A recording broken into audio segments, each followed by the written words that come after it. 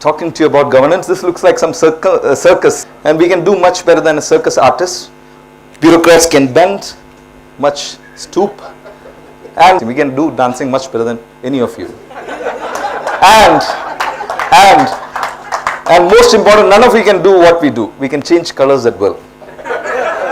So this is what is I'm talking about. We deal with people, we deal with an office, we deal with files. So you say we are all filemen.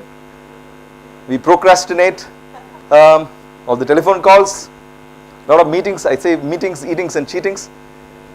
You know, this is one of the offices I went into. I keep wondering why our government offices look like this. I was here for 5 months, and after the 5th month when I went off to Harvard, this is what we converted to. Our offices should look like this, isn't it? Good ambience, good technology, things can work better in government systems also. So we're happy when the going is smooth, angry. These are the different faces of the bureaucrat. I'm talking only about the bureaucrat. Clueless, frustrated, but most of it will look like this. So what happens is that at the end of the day, we are not able to deliver to the employee or to you as a citizen. So I'm just wondering, how you tolerate us in government? No choice. Yeah, absolutely right. So how do we change those choices is what I'm intrigued with. How do we make governance world class? Now, why do we keep talking about Singapore or US or other countries when we have brilliant young boys like this, and girls, obviously, we can transform our country. And within, 60 years we have gone through. Can't we change in 5 years? It's not possible. That's what they said. If you have an idea and you're crazy enough to think like Steve Jobs, go ahead and do it.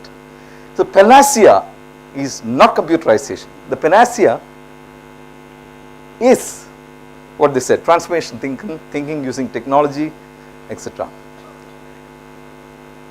And there is where leadership comes. You are heading something, you are a leader by design, default, or by chance. And you all want to do something for your country. Unfortunately, you can't do much. Your sphere of influence limits your country. So, for me, if I'm in Pumpuhar, my country is Pumpuhar. Isn't it? I can't do much. I can't go to Cortex and say I'll do something there. No, I can't do that. So, we are all limited. A lot of things you can do world class to make that part of your country great. And if you are probably a chief minister or a prime minister, you can do much bigger things. And second thing is about, are you a product of your circumstance or a product of your imagination? That's what these boys are saying. Remove the generator, bring in something else. You have to become, as leaders, products of your imagination and not circumstance. I can't say, this has been there for the last 60 years, I can't change. No. Do you want incremental change or transformational change? Do you have the integrity? Do you have no personal agenda? Is it possible absolutely to live like a sage? That's something which I want youngsters to think about. Because ultimately at the end of the day, you are not doing anything for yourself. Whatever you do impacts somebody else, right? Compassion, empathy, which he was talking about. Innovation, creativity, drive, and what the private sector does. If you have a vision, you'll see how it is, how it can be. If you see magicians like, what is his name, Dynamo or Chris, it's amazing to see, isn't it?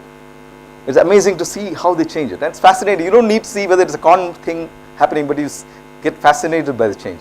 It's not possible to fascinate people with magical change in governance. Don't take work home or home to work because your performance at both places will be poor. Ability to use technology. Now, I was very lucky because I headed all this. A state data center was built during my time as an MD LCOT. A state wide area network was put in. A state portal which you have seen, tn.gov.in. A state service delivery gateway, high technology items. A lot of application softwares were developed.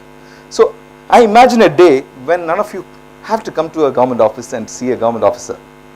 Isn't it? You should be able to transact sitting at your home for anything that you have to do with government. We should be able to do it in the next few years. And I have innovated a lot.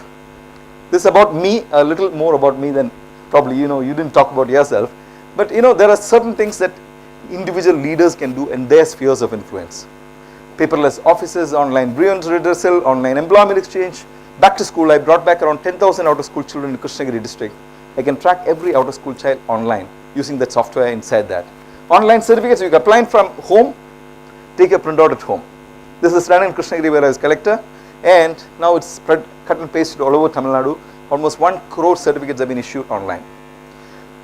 I created the first rural BPO, used geofencing technology for what's called the remote inspection. So suppose you have a site somewhere in down south Ramnad, you want to see it here, you can use what is called a geofencing technology. No time to talk about it. We created what's called an all-women courier service when I was collector, Sivaganga. A lot of things, around 150 such innovations I have done. So my mantra for governance is that you as a citizen should not see government, you should be able to feel government. That can be done using technology, using modern management practices. Today, if you are getting your airline ticket, not going to the airline place, that's because of technology, isn't it? Somebody thought it's a brilliant idea that you can just use your smartphone and get it done. So that's the mantra for governance: satisfied citizen and happy administration. Now you'll be wondering what Pumpuhar has to do with. So these are out of the box thinking. You know, I've been traditionally selling handicraft items. How do I go out of this and make a different revenue stream? So that's how we hit upon this idea of Chennai Airport, Chennai Metro Rail, corporation offices, etc. This is Coimbatore station. Now, if you go to Coimbatore station, you will not know whether Singapore or Malaysia or Tamil Nadu. There's no element of Tamil culture anywhere there.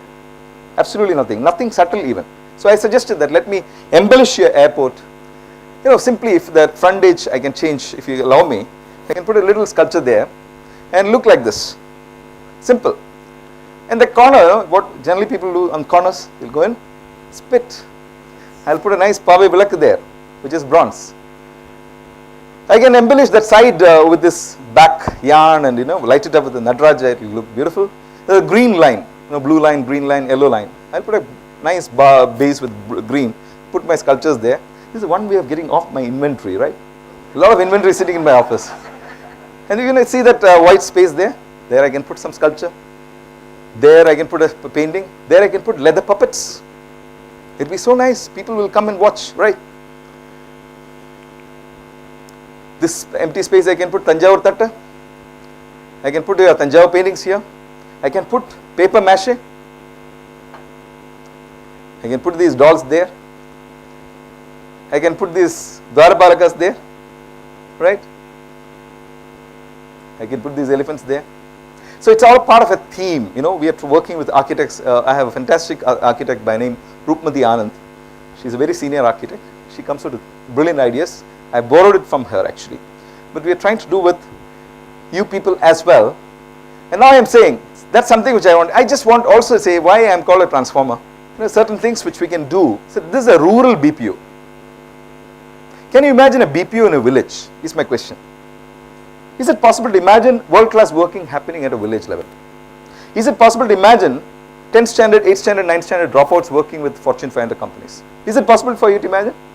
Okay, in Krishnagiri when I was collector in 2006 to 2009, we created this rural BPO. This is the inside, use a bride's room, bridegroom's room. This is what we converted it to. These are actually 10th standard dropouts. You can imagine the girls sitting at home, they get exploited. And we trained them for 218 hours. From 15 words per minute, they typed up to 75 words per minute, which is the industry average. Archana will know. From speaking, no speaking, reading, writing English to speaking, writing English. They were on NDTV 60 minutes, where 6 studios are set up all over India by Maya, I forget her name, at Bangalore. These are the girls who will, otherwise, there's a brilliant opportunity actually.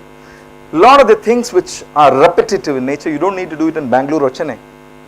You can do it in villages. It's absolutely repetitive. It's like somebody said cycling.